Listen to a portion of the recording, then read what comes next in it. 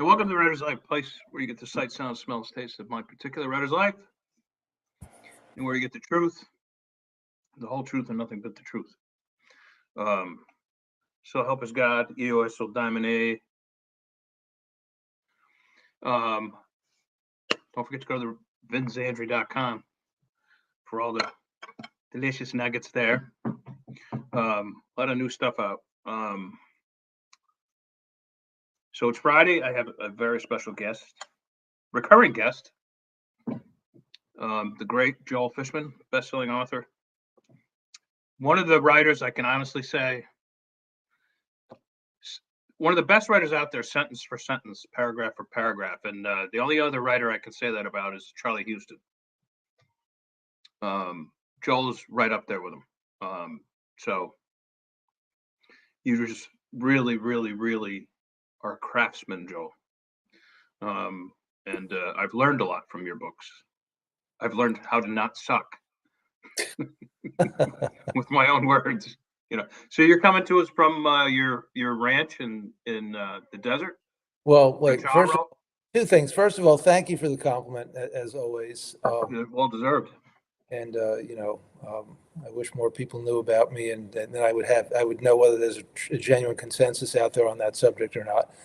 Secondly, I think you forgot to say punch the like button in your intro. Oh, you're right. Subscribe, punch the like button, tap the bell for notifications so you don't miss out on one single exciting video.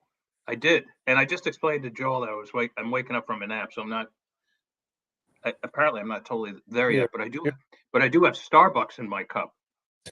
And I'm not getting paid to say that because I think their coffee tastes like ass anyway. So well, and you perhaps don't know, or you may and might recall, I actually agented Howard Schultz's first book. Poured your heart into it. Got him a 7-figure advance. Wow. Biggest deal I ever did. Wow. Beautiful. No kidding.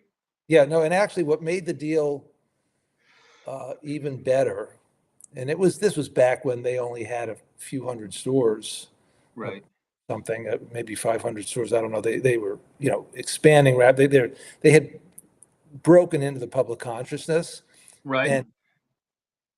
And I don't want to speak too much out of turn, but essentially his ghostwriter had come to me a year before wanting to do the book in a certain way. And I told her, look, no, it's not going to work that way. You're not going to sell it. It's, this is how you should do it. And she was like, oh, thank you very much. I'll find another agent. And then they ended up, things got complicated, and I didn't really want to go into the details, which are probably a little bit privileged. But a year later, she came back to me saying, would you consider representing me? I didn't take your advice and I made a big mistake. And I'm like, the dude's hotter than ever. Sure, I'll represent you. I mean, agents, if must, as a prerequisite, lack all pride. So, and it turned out into this, it was a really big deal. Wow. So, what year was that, Fish?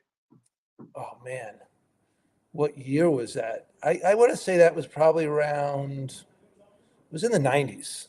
I'd say 97, 98, probably. Yeah, late 90s, probably, something like that. Yeah. Because I know I sent you a book or two or something like that. I don't know if we talked at all. Well, I probably should have taken them. I was, honestly, it's funny because when I look back at my years as an agent, and I've only did it for a few years, really, I guess 5 years, my famously short attention span.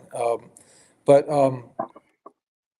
all of my former clients, not all, but a lot of my former clients, years later, would say to me, "You were the best agent I ever had." That's flattering, but just knowing you. Well, thank you. But the crazy thing was, at the time, I think I really went about building that business in a very sort of half-assed way, and I wasn't really super organized, and I should have, I was really focused on nonfiction, and fiction is the thing with legs.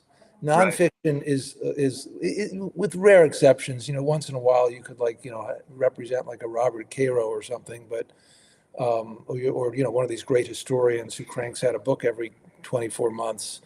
But for the most, or one of these New Yorker guys like Malcolm Gladwell or something. But Right. really, for the most part, I mean, I think the fiction stuff, or it used to be this case, and it's sort of obviously this is before the self-publishing craze and Right. Kindle and all. Um, yeah, the smart thing would have been to do would have been to go to the writers' conferences and hook up with people and really comb through. But the kind of the problem that I had was I guess I wasn't super organized about doing that, and I should have done it. I probably should have taken you on as a client, and you'd probably be more successful now that Uh, If you were still in the agenting business, I'd be with you still. well, I flatter myself. I'm really just joking. But And you'd be like, they'd be like, Mr. Fishman, it's Vincent Zandri again on the phone. This is his third call today. And you'd be like, I'm not here. a friend of mine who is a very big journalist, uh, rose to be editor of two fairly major newspapers in the country, not at the same time. He wrote one book, and it was a biography. And his agent was one of those really, really big agents, like big name agents who've been doing it for a long time. Right. And he came to New York to visit her, and she gave him like 10 minutes. And he said, Joel, she did not even take off her headset when she met with me. She had one of those telephone. Was it Suzanne Gluck? It wasn't Suzanne Gluck, but it was her. It was not. It was not Suzanne Gluck, but it was a similar character, Okay. And he was like, he didn't even rate her taking her telephone headset off, to meet with him. And so, yeah, I know I never wanted to, be that either, that sort of, jerk. But anyway, I had my run. So to come back around, yeah, I'm on the West Coast now. I'm bi-coastal. As I told you, my bi-coastality is not paid for with book royalties. In fact, I probably could have a nicer house here if it weren't for all the money I've poured into trying to make my books more successful. We all have. Oh my God. But what it is, there is an element of, for me. I apologize. That's the dog. Quiet. Okay. I assume it's the dog. And what I do like is, at least I feel like if you can't make a great living writing, at least take advantage of the perks of having control of your own, Right. time and being able to be wherever you want to be, because Right. thank God in the age of the internet and technology, Right. we don't need to be in any given place. I mean, Right. I know you've done the Italy thing. Yep. Frankly, I've been quite envious of at times. I Uh-huh. love Italy more than any other country on earth. Yeah. Other than one. Go back But in March. yeah, are you back in March?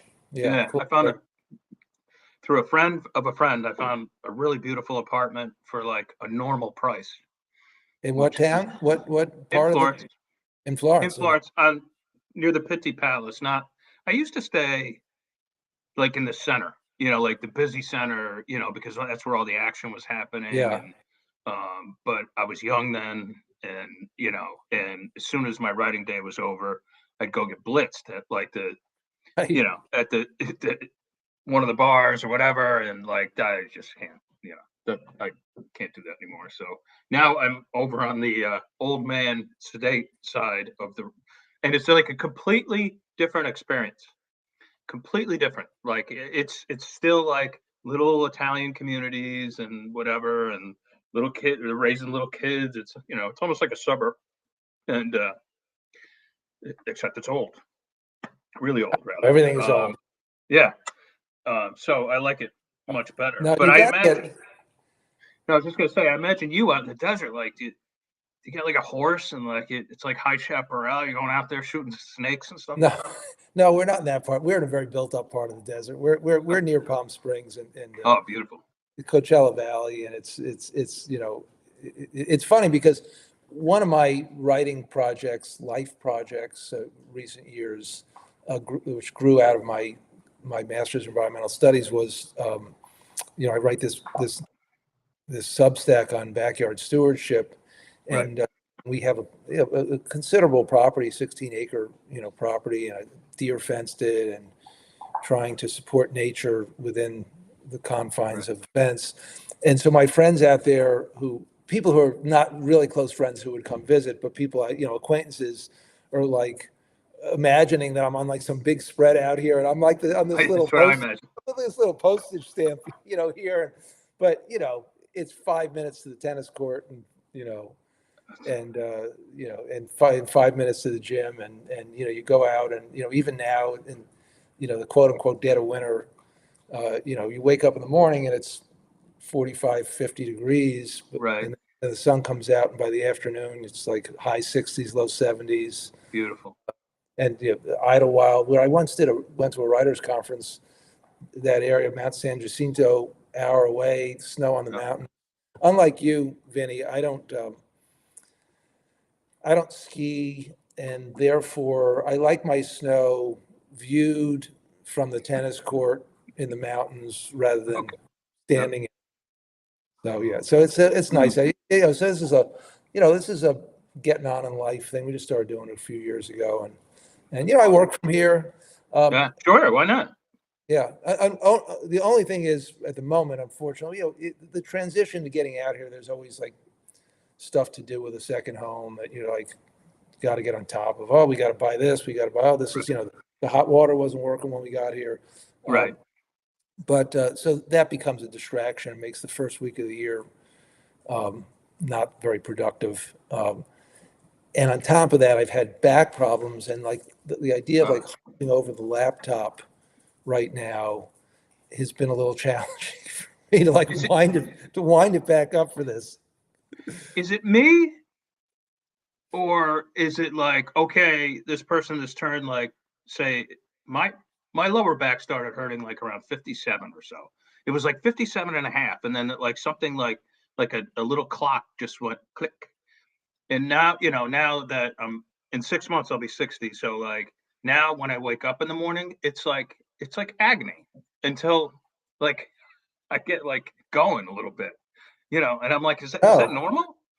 I guess. I mean, like, I'll tell you what, I'm going to be 62 in 6 weeks. And when I turned 60, I felt pretty good. I turned 61 and every goddamn thing started falling apart. And I realized, I got a couple of weeks ago, acute sciatica, which I'd never had before. I realized I've had it sort of chronic, but I'd never had it that That is badly. not pleasant. And it's really been miserable. And now I've gotten over that pretty much, and got this mid back thing that has come and gone over the years, and that's what I think it's like hunching over the thing. It's like so, but I got to get back to it because what the hell else am I going to do with myself? David Morrell tells a story. David Morrell, who kindly gave me a terrific blurb for one of my novels. Right. Oops. Making it as a writer, and he tells a story of Jerry Lewis taught a comedy class at UCLA. Did I tell you this story before? No. I never read stories. And it's not my story to tell, but I'm telling it anyway. And he tells a story about Jerry Lewis. Jerry Lewis was still, really famous and well regarded at the time, but he was pretty much retired, I guess, from acting. And so of course everybody at UCLA wanted to take his comedy class. There was like the class accommodated like 15 people, and there would be 1,000 people wanted to take it. So you had to respond to a prompt. Excuse me. You had to respond to a prompt in order to get into the class, and the prompt was simply, "Why do you want to be a comedian?" And there was only one, according to David Morrell, there was only one correct answer. And the correct answer was, "Because I can't help myself." Oh, okay. Right? That's awesome. Yeah. Which is a little bit like that famous Charles Bukowski poem, "So You Want to Be a Writer?" If it's a similar. Doesn't come to mind, but I've read a lot of. Oh, it's a great, look it up. You should share it with your peeps. It's a great poem. And it's basically like, if it doesn't come pouring out of you, if it's a struggle to sit and, do it, Right. then don't do it. It's all about, that's Oh, always yes, I have read that. I'm almost positive. yeah. Yeah. If this, then don't. If this, then don't. And it's a similar thing. And so, I got to get back to writing because I can't help myself. Right. I'll procrastinate a little bit. I'm not as disciplined as you are, but next week. So, but Yeah. right, Well, I I'm think in, so. You want to be a writer? yes, Yes, of course. I've read this 1,000 times, Fish. yeah, yeah. See, that's the other thing that's going. So I know. Well, but the problem you have is you create books so rapidly you can't even remember the titles anymore. um, just last night I was like lying in bed and I'm like, holy shit. There's that spy novel I wrote about 5 years ago. It's still sitting on my hard drive. Maybe you You know, even read it from me. I don't know, but I'm like, you do have unbelievable. really good titles. I think I think you do a really good job. I mean, like you've got this thing like American Crime. Yeah, I mean, that is such a, it sounds it's simple and direct, and uh, effortless, thank you. and it's just perfect. I mean, Yeah, right? It perfectly taps into the audience that you want to find. And you've right. got a lot of titles like that are really, I just think really, I don't know how many people realize how difficult it can be to come up with that kind of simple, direct title that signals the genre, Yeah. immediately and just makes you curious. Well, this was the problem I had with my first book with Delacourt. It was called The Innocent, and I don't know if it was because Harlan had an Innocent or Baldacci had one, or I think they said at the time that somebody at Bantam, one of the sister Yeah. imprints, had an Innocent, and so I'm like, everybody's got a book called The Innocent, like everybody does. And so they're like, so my editor Jacob Hoy, who you probably knew and who I still talk to every now and then, and I like a lot. Um, smart guy for sure. But he's like, how about this? As Catch Can. And I've told this story before. I don't know about if I've told you, but No. and I was like what, 32, 33, and I was like, okay, like I hated it, but I was like, all Right. right, You don't want to be the uncooperative guy. yeah, no, you don't want to be like difficult writer Right. here, difficult writer. Um, Nowadays I'd be like, fuck you, no, that's stupid, like I wouldn't care now, but back then, and it inevitably always like somebody say, well, I've been hearing you have a new novel out, like at the time, this was big news in Albany, like a major book deal, like from some guy who lives in Albany. That was like big news at the time. I think nowadays they wouldn't even report on it, but back then it was a big deal. And they'd be like, "What's the name of it? What's the name of the book?" And I'd say, "As Catch Can," and the person would respond, "What?" Right. What is that? Yes.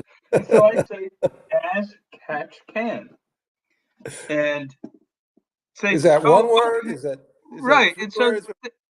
and this was like, so they would go back home, the internet was brand new and all that stuff, and they'd inevitably type in "catch as catch can," which is where it comes from, I guess. And at that time, a book called Catch as Catch Can had just come out. Oh, is that right? So I probably lost, and it was like by like a cat detective or something like that. So I probably lost so many sales to that person. Anyway, and then they botched the cover.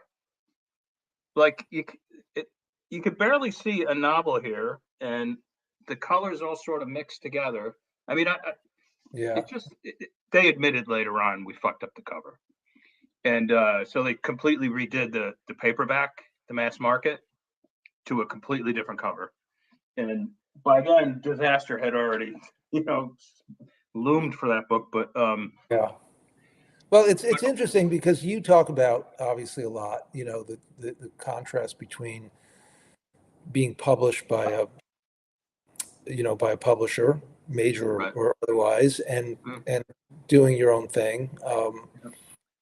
And notwithstanding the marketplace and the changes in the marketplace and all that kind of stuff, it is interesting that there's a dynamic when you're published by a publisher where you're trying to be, implicit in the relationship is that you're supposed to be benefiting to some degree from their expertise, Right. right? So when That's somebody puts a cover in front of you and says, "What do you think?" If your first reaction is that sucks, you right. don't want to say that sucks. You want to think, Right. "Well, why did a professional book designer think that was a good idea?" Oh, the sales team loves it. Right. Well, the sales team loves it. Who am I to quarrel with the sales team, right? And in retrospect, it's like, oh yeah, that cover sucked. It's like, well, why did you publish it with that cover then? How many people signed off on that cover? At least like Right. 5 people sign off on a book cover at a major publisher. Right. They all signed off, and Right. the stupid, ignorant writer who, all he did was write it, Yeah. Yeah. who didn't like it and pushed Yeah. back or whatever. And so, but there is this sort of, you know, y- you know, you feel like a little compelled to be cooperative, right? And be, Right.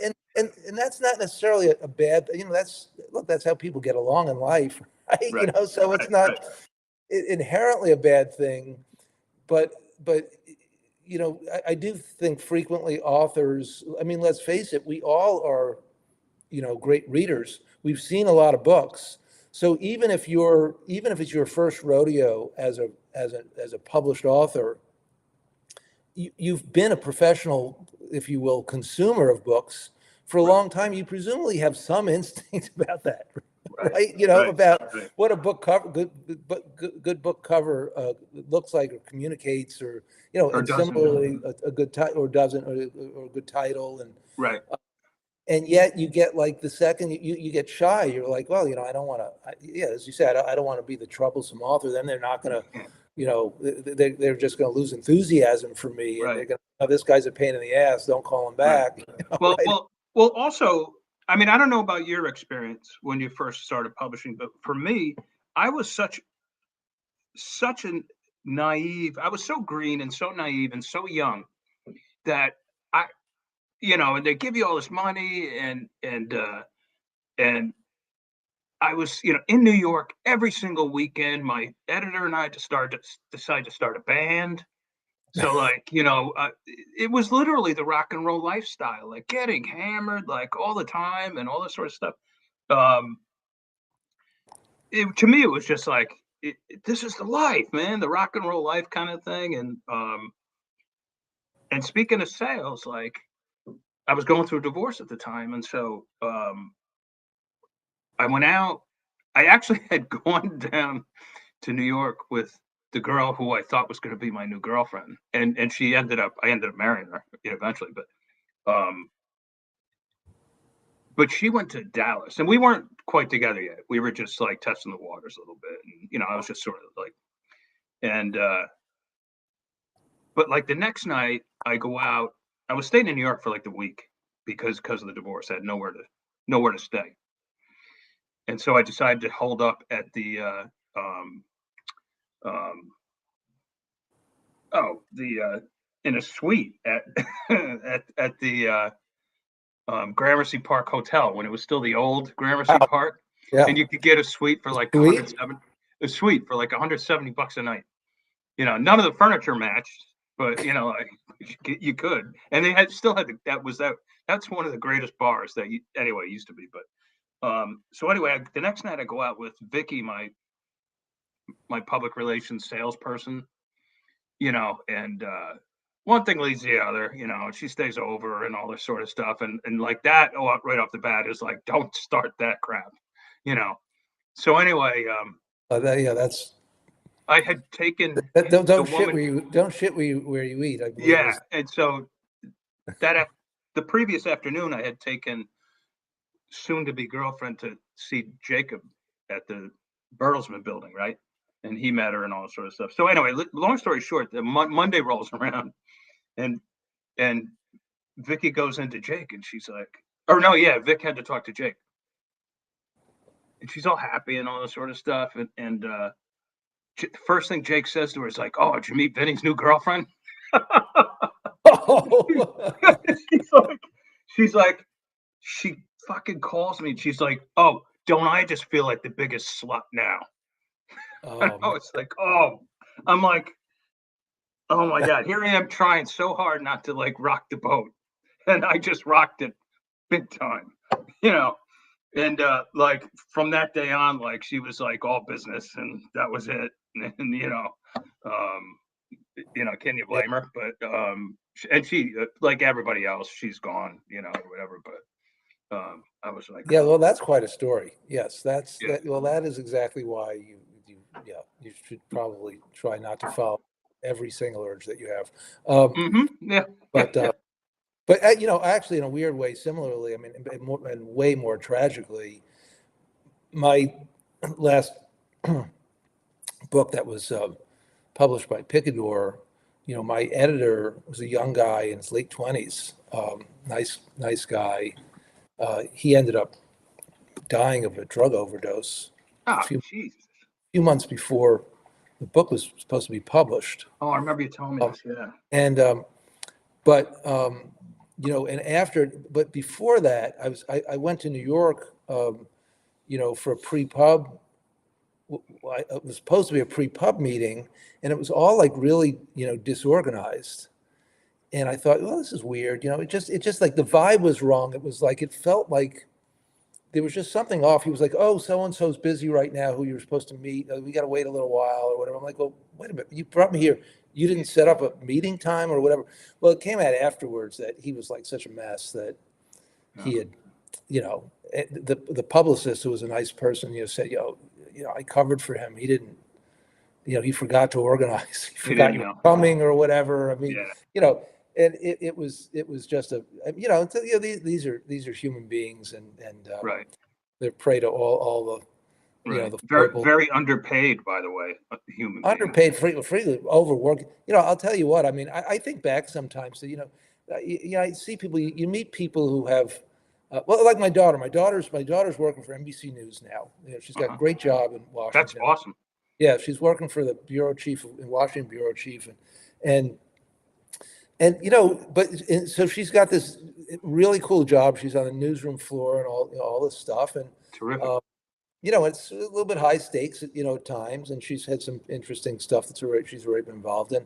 And although she's just entry level, she just graduated. But she goes home at night and she doesn't take anything with her. I mean, in other words, she goes home at night and her time is her own. So I guess the way, Right. so she goes out with her friends and these people who are working at especially if you're working editorial, but just Right. in general, the problem. I mean, it's funny. That's going to be a silly way to put it, but the problem with book publishing is that you have to read, Right. right? And reading books, this is not like, oh, read this 1,000-page article.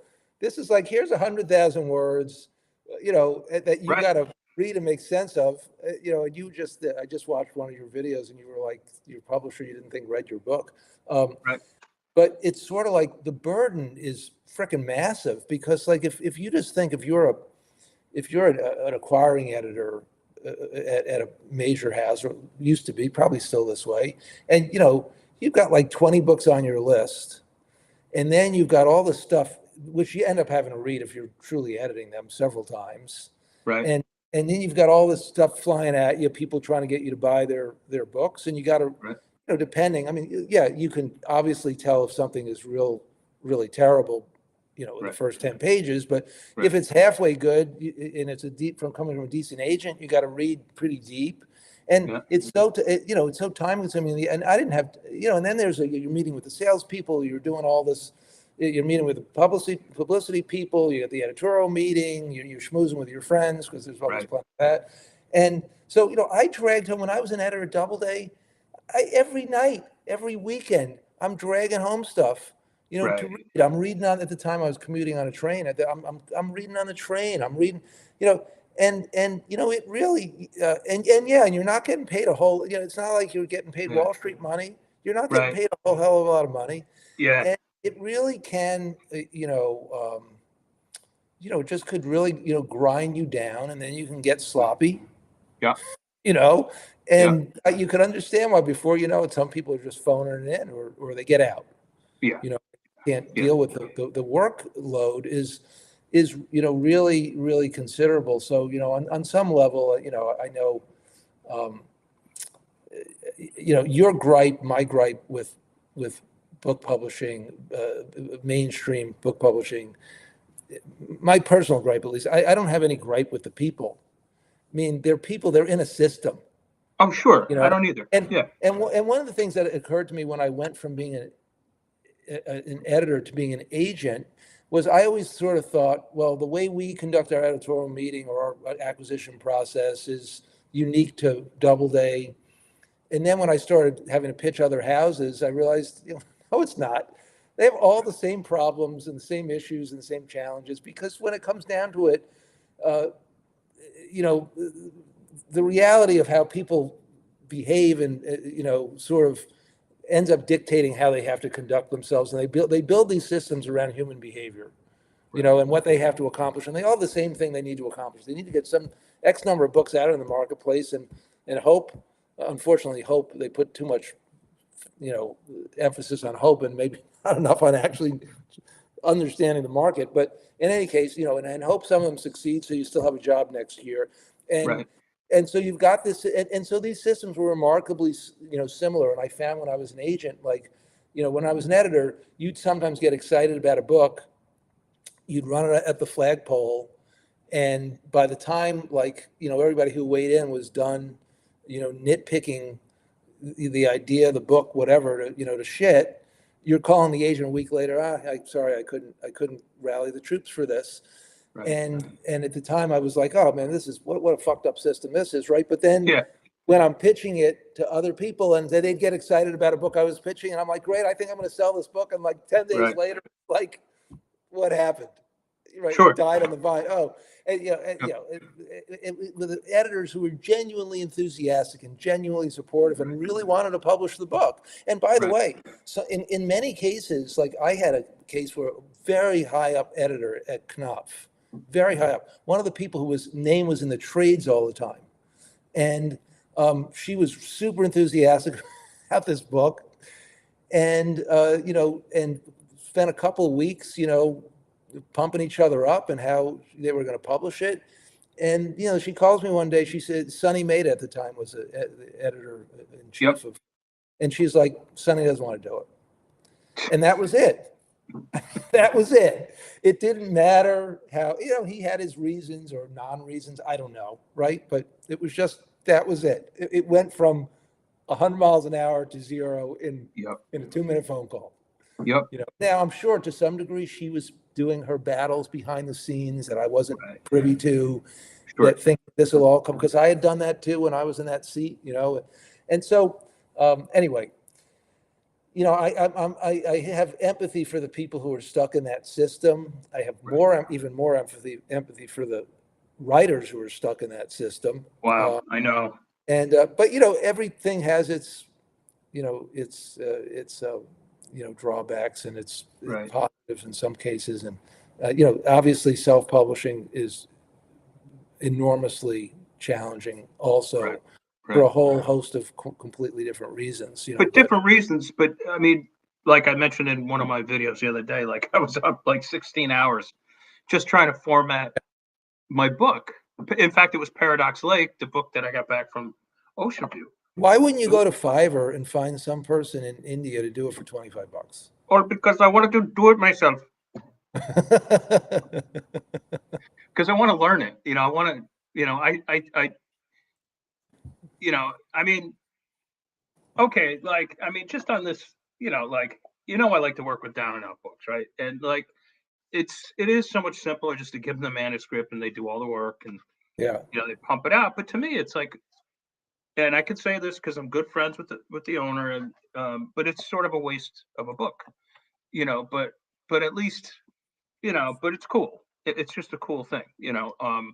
But I think as I dive more and more into the independent stuff, I just really want to learn it all, other Yeah, than designing my own covers, because I know I would suck at that. So that right. I sub out, um, Yeah. but Well, formatting the interior of a book shouldn't be that difficult if you know yeah, what it was something rules was are. weird. But yeah, once in a while, if you're like dealing with Microsoft Word, or That's what it whatever. was. Yeah, yeah, we've all had our Yeah, yeah. And that frustration. Kindle Create can be a little wonky, like you even said once. But for the most part, though, I've had nothing but good luck with it. But in any case, like along these lines, with the independent network becoming so huge now, everything from Chuck Palahniuk going to Substack, you going to Substack, I've gone to Substack, and other opportunities. Of course, there's a ton of opportunities out there. But like I'm looking on X, formerly Twitter, and a very a very well known and very accomplished author who I'm not going to mention his name, and I mentioned this in a video yesterday. Like put up one of the publishers' lunch, like sold his newest book to so and so, represented by so and so agent. I didn't recognize either the publisher or the agent, Right. and I did look the publisher up, and I just it looked like kind of like a you know smaller press, and probably like a 50% deal or something like that. But Right. probably my guess, probably not in advance. But I was like, at this stage of the game, and this guy pumps out a lot of work. I'm like, why in the world at this stage Right. would he be just giving away 15% on top, giving away 65% when you include the agent? Like, Right. Yeah. And well, unless he doesn't need the money, for I mean, some no-name publisher, yeah, these small publishers. I mean, when I was an agent, I would sometimes like be talk. Yeah, I would sometimes have authors come to me who had these deals with small publishers, asking me to look at the contract, and then sometimes I would talk to the publisher, and they didn't know what they were doing. I mean, right, even to write the contract, get the contract written correctly, right, and it was yeah, and it's so clear that I mean, yeah, giving it away, for somebody who is very unlikely to add value for you. I mean, right, at least a big publisher, as you know, they definitely add less value than they used to, but at least they're going to get you in the bookstore. Some of these small couldn't publishers agree more. can't even really do that for you.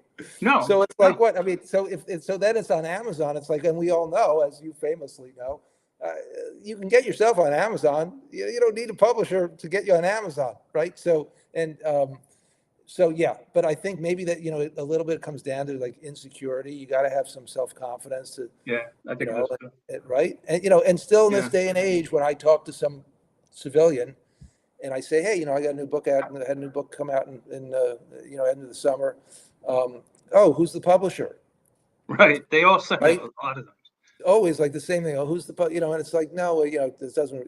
And you feel like, oh, am I like a second class citizen now in your eyes? I know, Because right, right, and so so maybe for some people, it's even if they're well known, it's even better to be able to say, oh, the publisher so and so, right, and that, and then it's easier to spin it in some positive way, versus having to explain to people, no, the world doesn't work that way anymore. right. Yeah, Right? I mean, yeah, you can't get It's a into the different whole thing. world, right? I would go into a whole thing just like if you were buying a car, you Right, don't need a lecture on the manufacturing right, process, right? right. And it's Yeah, like here it's like you find yourself and it begins to sound like you're protesting too much, having to explain, yeah. Doth you know, protest too much. Exactly. yeah, You're so right. and so you wonder whether some of these guys they just do it just because it's like it's a default. It is. It is because um, I mean, I get almost always. I get like one or two things. I'll get like, "Oh, are you still writing?" Right. Well, oh yes, that's always like I know Yeah, that's and I'm like, "Nope, I work for the sanitation department now."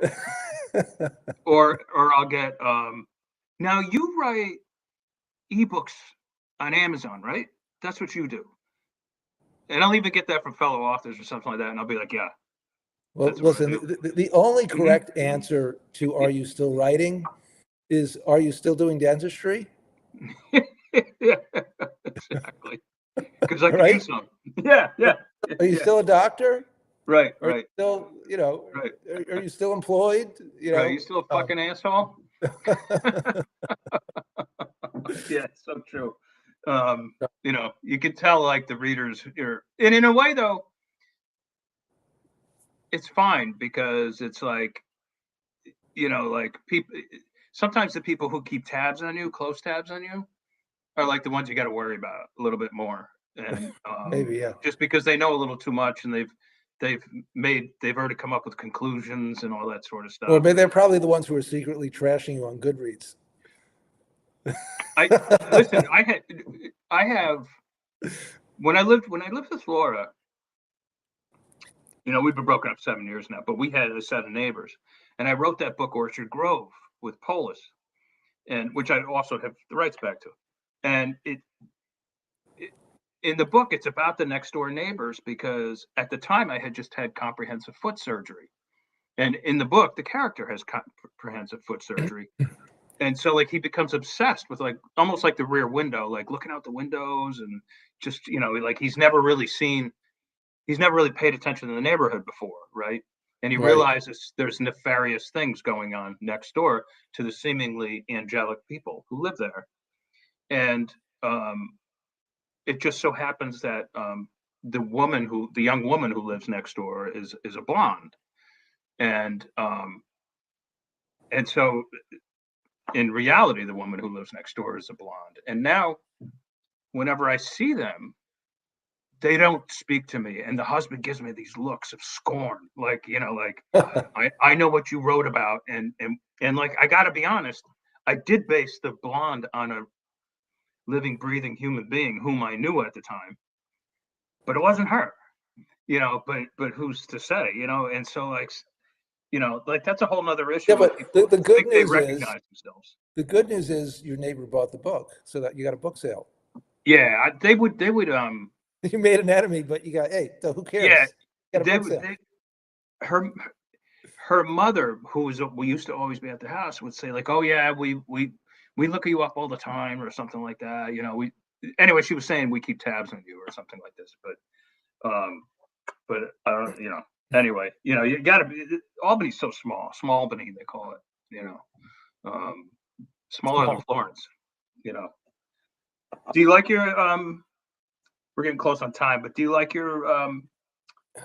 your experience with Substack thus far? So yeah, and I got a million questions for you that I won't get to now, so we'll have to do this yet again. we always get talking. I know we get like But off on that's what these. this station's about, man. I know we get off on these tangents.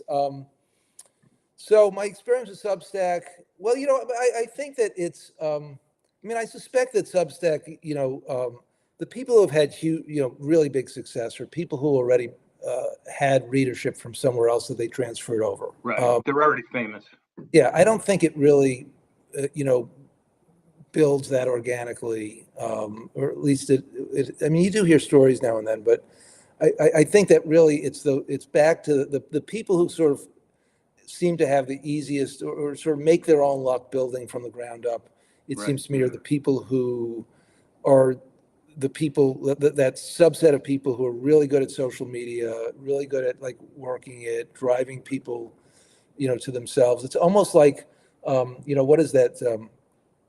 That those crowdfunding sites Sure. where people were, maybe people still are labor under the delusion that if you go to a crowdfunding site, the mere fact of that you're on the site is somehow going to drive all this traffic to you No. that is then going to get you crowdfunded, and that's not how it works at all. Obviously, Right. it's just a set of tools.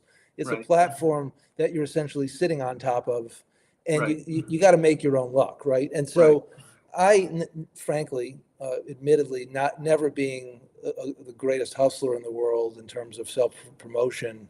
I mean, you hear stories of like, who's that thriller writer, Brad Thor, or one of those guys who, Right. spent 5 years selling books out of the back of his car Uh-huh. before he made it. That's never me. That's never going to be me me. either. It's not my thing, right? And so Yeah, it's so I'm growing. So I have this one Substack that I'm growing organically on backyard stewardship, which is a niche product No pun intended. subject. Pardon? Yeah, No pun intended. no, right. And growing organically, right. So it's a niche. It's a niche. I just got that. I'm a little slow today. I'm on West Coast time.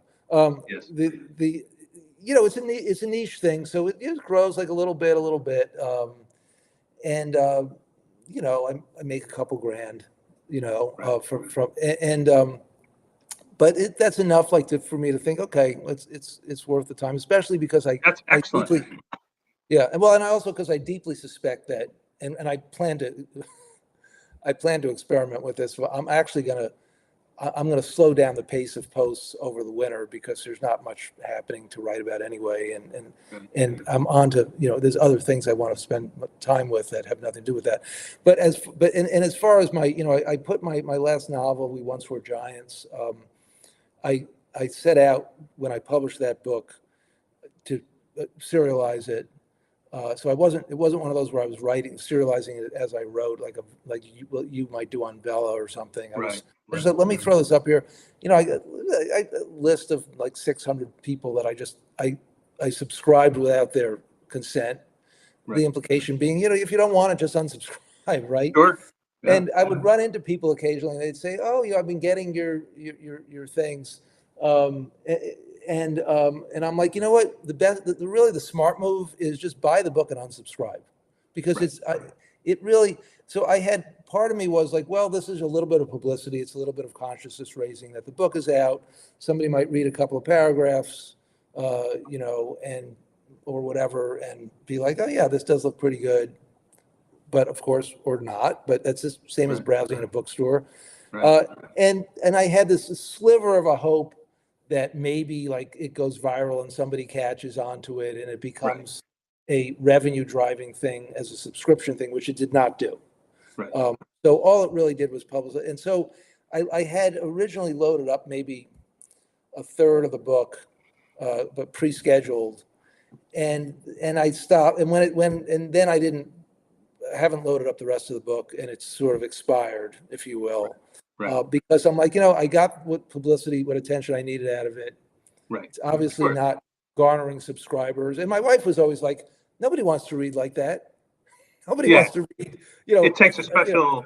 I mean, nobody wants to word, it's 800 words every 3 days, whatever. Right. And especially because you kind of don't want to give them the whole novel, because you're going to eventually put that novel out.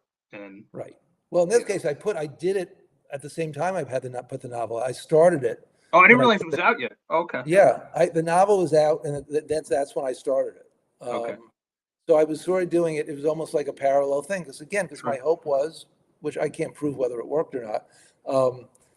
My hope was, somebody sees these things landing in their inbox 3 times a week, Right. and they think, let me go buy this novel. And I even said up front, look, if you like it, just buy the novel. Right. Now it all makes sense. Now it It's makes sense. cheaper than subscribing, because on a paid basis for Substack, you have to basically spend $60. The minimum subscription is $60 a year.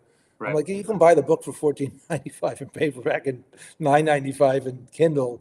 You don't need to. Subscribing doesn't make any sense. And I had promised, if you subscribe, I'll give you extra content. But Sure. Since nobody really subscribed, 1 or 2, but Right. I was like, I'm not going to.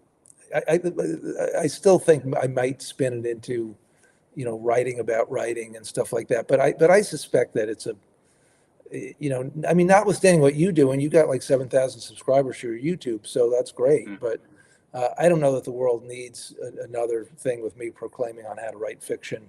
Yeah. I mean, some people, obviously, if they already have much bigger names than I do, can leverage that a little bit. George Saunders, for example, I think has a very successful, Substack. But again, I don't think that Substack, the Substack did not make him be considered the greatest short story writer of his generation. No. It went the other way. Exactly. He had the reputation, and he Right. started the Substack. Right. Same for Charlie. I'm sure it's Charlie Houston, or not Charlie Houston, but Chuck Palahniuk is what I was going to say. But yeah, right. Right. He brought his fame to the Substack, and then Yeah, it just becomes another revenue stream, right, which is great. But if right. you're building, I've never had that breakout. I may still, I don't know. You will.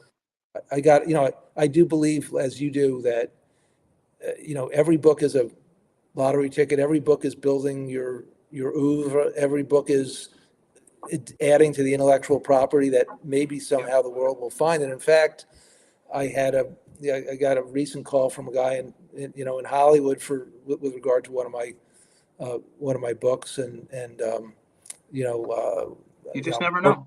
and there's no money attached at this point, because Hollywood, right? Um, Right. it's all smoke and mirrors, Yeah. but who Tell me knows? I about it. mean, right? It happens. It can happen, right? Sure. So Yeah. yeah, Um, produce.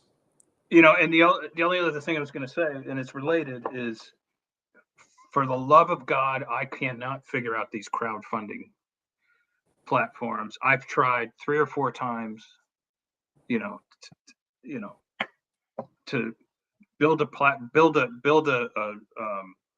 program for like some of the Chase Bakers or whatever, and it just goes nowhere. Yeah, And it's such a time suck. I mean, you have to write almost like a novella length amount of words, yeah, plus do a video, plus photographs exactly. and all.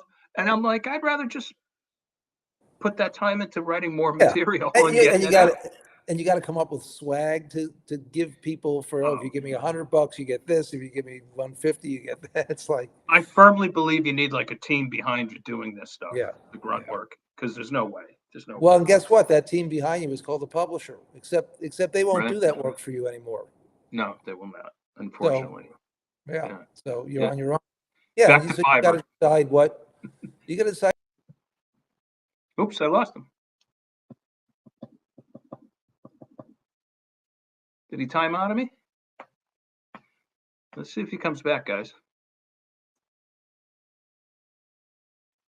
Let's see if the Joel man comes back. Maybe he timed out. I don't know if that happens. Give it a second. This is a great conversation, by the way. Joel and I, we can just go off forever. That's just the way we are. There he is. Well, I thought anyway, the, I I thought the dog swallowed you whole. no, I don't think it was me. I don't know what it was. It's Oh, a long way from I'm blaming you. a long way from Albany to Southern California. I think it was a Yeah, snowstorm. could be. We have a snowstorm warning coming. Finally, thank you, Jesus. We'll begin and end with this. Yes. Here. Okay. Well, next time I'm going to come with my list of questions we're going to talk All about. right. We're going to All talk right. about, you're going to educate me because, I am not the most adept, self-publisher. And you've tried everything. Sometimes you're throwing stuff out that I don't even know what the hell you're talking about. And I need to get up, I need to get up to speed with some of this stuff, especially because I took the hiatus to get my master's environmental Right. studies. And, but so, I haven't been paying careful attention to every nuance, every new service, Right. and you've been on top of it from day one. So Yeah. I still feel like I got a lot to learn. So I'd love to Yeah. have that conversation too. Yeah. At this point, there's no going back. That's the way I feel about it. You can't. For ages, I would get into it and then like, nah, no, no, no. I gotta give the book to Chip first, my agent, and see, Right. shop it and probably get a deal, even if it's not a great one. And now I'm like fully committed. It's Yeah. other than occasionally a book with down and out, like I said, that doesn't really count. But I'm like, now that I'm gonna be 60, like I've done it all. You know, I'm just staying focused Yeah. Cool. on the Good for you. independent side. Joel, awesome having you as always. All right. We have great conversations. All right, so I'll have you back maybe next month, brother. Absolutely. Let's make You it a bring your regular list thing. of questions. I know. Oh, there's our number one fan. All right, all All right. right. Easy, Take care. Cujo. Easy. Later, Joel. Oh, where can people find you in particular? Yeah. Jefishman, jefishman.com. Backyard Stewardship at Substack.com. Okay. My books are on Amazon. I got to branch out pretty soon. All the books are on Amazon. Okay. All right. I'll put some links down below. All right, Excellent. buddy. Go for it. Thank you. I'll talk Take to you care. soon, brother. Okay. Later. Thank you.